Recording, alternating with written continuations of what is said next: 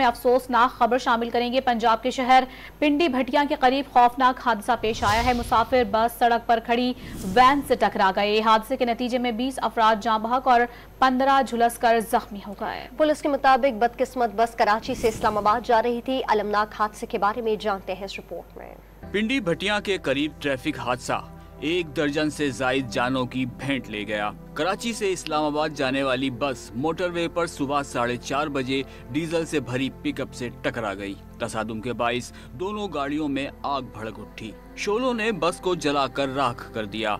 Rescue 1122 फौरी तौर पर मौके पर पहुंची और आग पर काबू पाया। लाशों और जख्मियों को पिंडी भटिया के अस्पतालों में मुंतकिल कर दिया गया।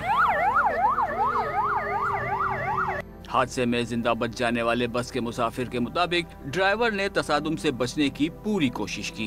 नॉर्मल स्पीड में चल रही थी, ड्राइवर माशाल्लाह सही चला रहा था गाड़ी।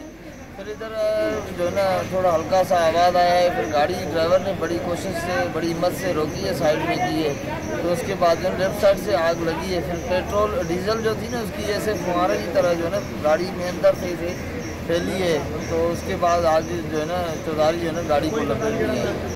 अलमनाक हादसे में बस और पिकअप के ड्राइवर भी जाँ बहक हुए। डीपीओ हाफिजाबाद के मुताबिक आग के बाइस लाशें नाकाबिले शनाख्त हो गयी। डीएनए टेस्ट के जरिए शनाख्त की जा रही है।